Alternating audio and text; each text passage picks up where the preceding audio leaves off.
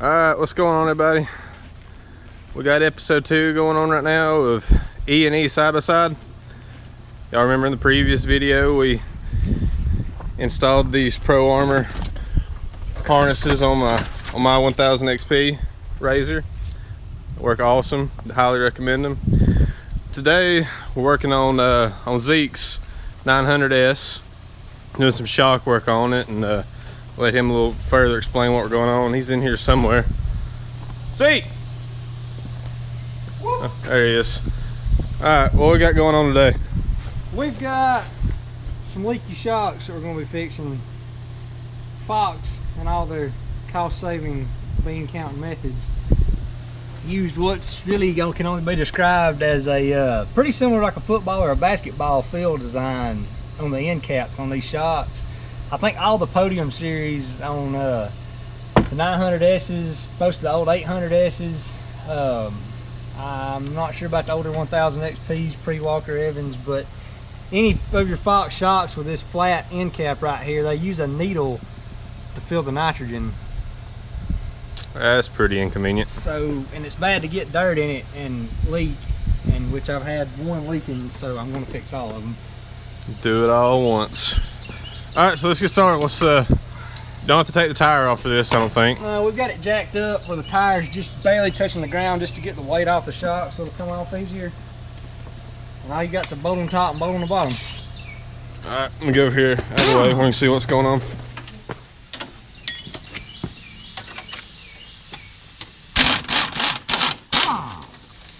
Alright, pop that bottom bolt off.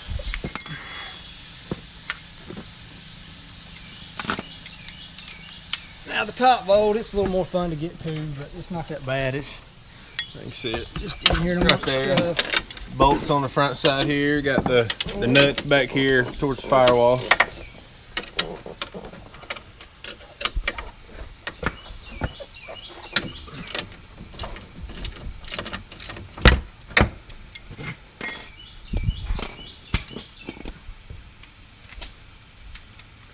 Okay, with some air tools in here, speed up the process a little bit. That's tightening. Heyo. Hey. Righty tighty, lefty loosey. First day on the job.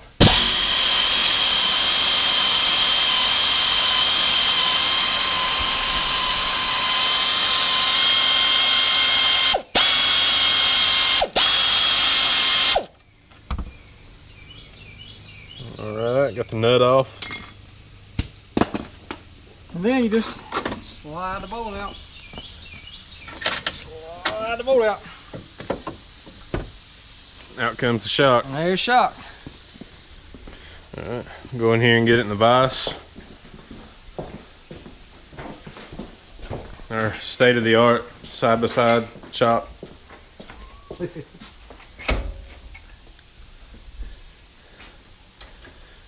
This is great when you're like me and live in a freaking subdivision, working out of a little car garage. It's not the best, but it's what we got.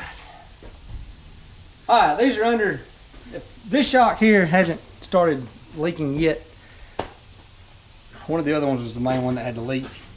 And these are under 100 to 150 pounds of pressure, so you don't want to let the pressure off before you dig the snap ring out. If you had the correct needle, you could stick it in there right now, but I don't, so I've got a 1/16 62 thousandths diameter drill bit and my handy dandy safety glasses. Safety first. And we're just going to drill through this until it releases nitrogen. You're probably going to get sprayed with oil, so you kind of got to just be ready for that. Hey, you can hear it hissing. Like Old Faithful, spewing out. So right there, we can just, can't really see it too great. Yeah, there it is. So you just drill the hole straight down through there. We're going to leave that a minute until it lets all the pressure off. And once the pressure gets out, then what are we looking at? This cap, as soon as the pressure is released off of it, you'll be able to push this end cap down about 1/8 of an inch. And you've got a little coil wire snap ring down in there that you got to dig out, which is going to be fun. See, we got a little bit of, we can move it now, but it's still not. If y'all can see in there, you can kind of see that ring in there that he's talking about. You got to get something in there behind it and pop it out.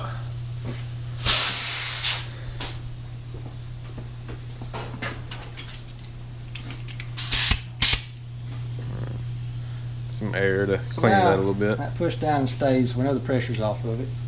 It's not going to blow the dust out of this.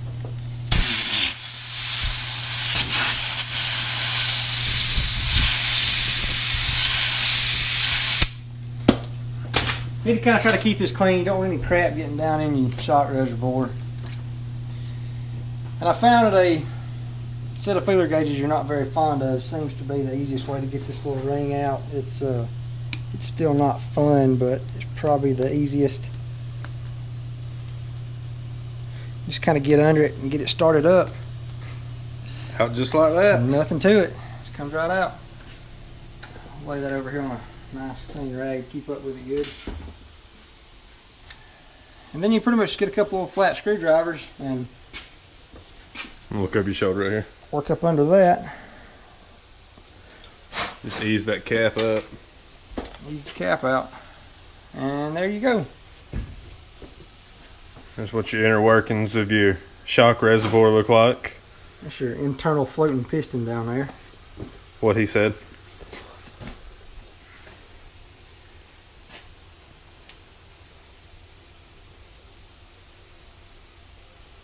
Alright, so now we're going to take this in here to the drill press and drill through it and tap it and install our new Schrader valves.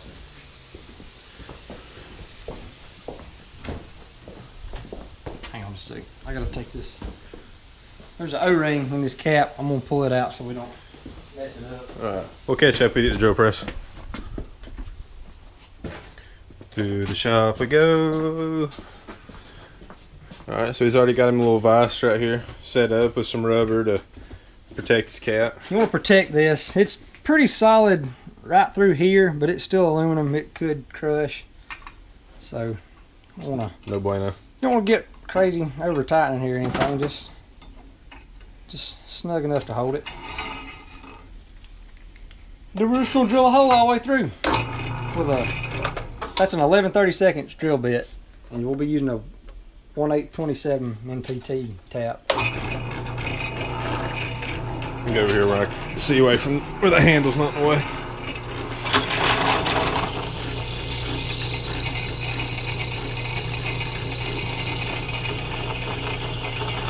Take it nice and easy.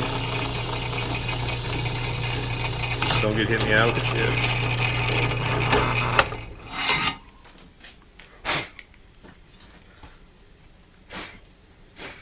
Alright, and there you have a hole all the way through. So now,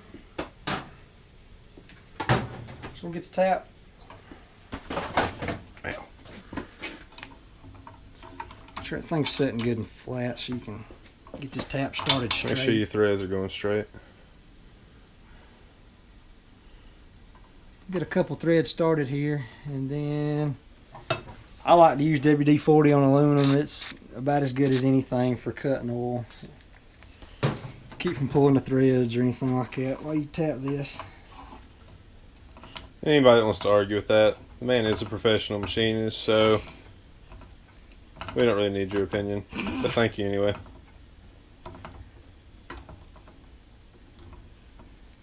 Everybody's gonna love me.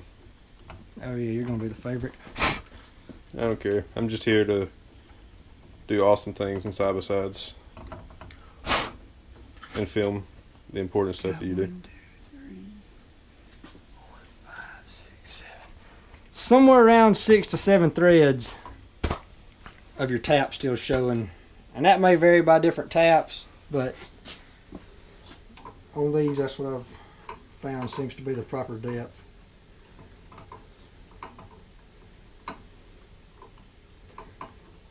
So now I'm going to tap back out, and I'm going to carry this back in there and blow all these chips out of the threads, and I will be right back. Zeke's back. More important stuff. Alright. These are our Schrader valves. Bought them from Schmitty Racing. Schmitty. They're supposed to be genuine Schrader brand, Viton seals and all that, high pressure, handle nitrogen, so on and so forth. That's what they claim anyway. That's important because remember we got to keep these reservoirs pressured up to about 120 psi. So I'm just going to wrap a little thread tape on here.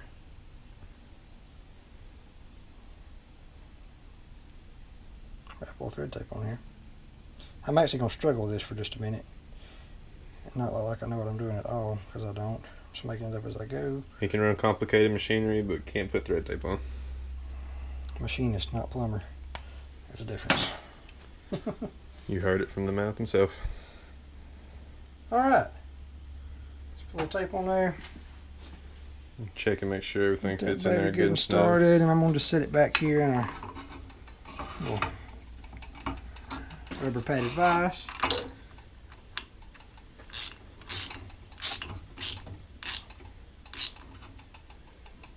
So just run a deep well socket over the top of it and get it seated in there real good. Alright. Tighten that There down real she nice. is. Alright, let's get it back on the shock. Alright. Back to the shop we go. Check out the fridge. Pretty sweet. Alright, we're back. Alright, let's make sure that O-ring's still good and oiled. Make sure nothing's stuck to it. If you got any kind of dirt or anything at the top of this reservoir while you're doing that, this would be a great time to wipe it out. Make sure everything's clean inside. Okay. And then, cap will just slide right back down in. There, like that. And then a little snap ring.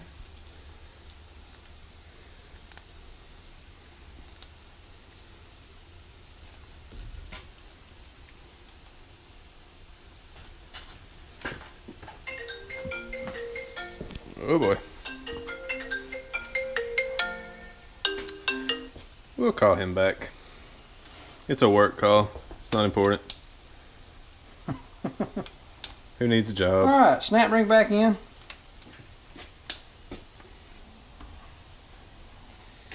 And then, I don't have the proper nitrogen fill set up for these, but you need to put a little bit of pressure in it to keep that seal swelled out so it doesn't leak. And so I'm just going to charge this with compressed air for right now, and when I get a chance this weekend, I will take these to a friend of a friend who has a setup, and we'll purge the air out of them and nitrogen fill them.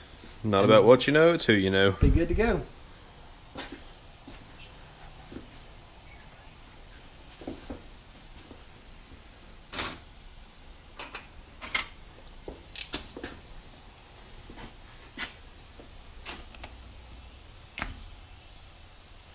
Kind of hard to hear, but it is.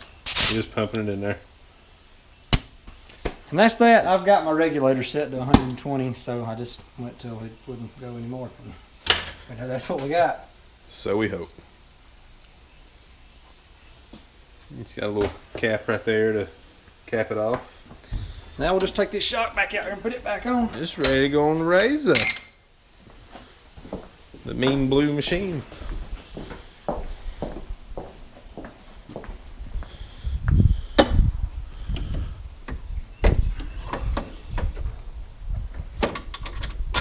Just reverse of taking off, bolt on top, bolt on the bottom. Put the nuts on and tighten it See the down. bolt right here. Popping it back through and putting the nut on the back side. And the other one right there. So he finally dropped his nut. You're funny, you know that? Very funny. Very funny. I won't bore you with tightening the bolts back up, but that's pretty much all there is to it. Just repeat the process for the other three shocks. It's not a hard job to do. If you've got these style shocks, they're probably going to start leaking at some point, and this is not something that you should really be scared of. Anybody with a few basic tools should be able to handle this. So save yourself some money. Good deal. Y'all saw that one. We're gonna get the other three knocked out, and we'll be back with you shortly to wrap up.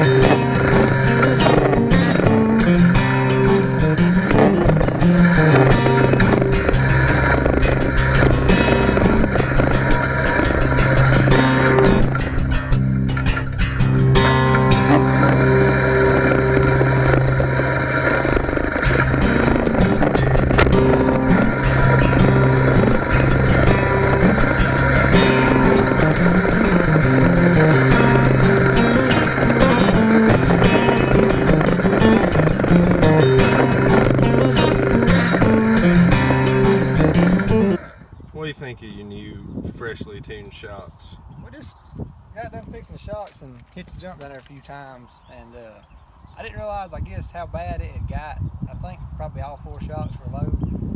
So if you've got something with Fox Podiums, I would highly recommend probably just doing that, because I did not realize how bad, because just hitting the jump, it works better. Going through the woods, hitting little small logs and stuff, it soaks it up so much better. You don't even feel stuff that was, I think it was just almost bottoming out on a lot of stuff before, and I just didn't realize it. This just sit on the GoPro, but I've made about a 60-mile-an-hour rip across the hayfield here, and it was way more stable than it's been in a long time.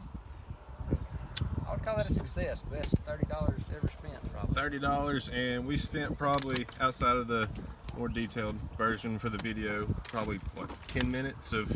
It's about 15 minutes of shock. Say 15 minutes of shock, but.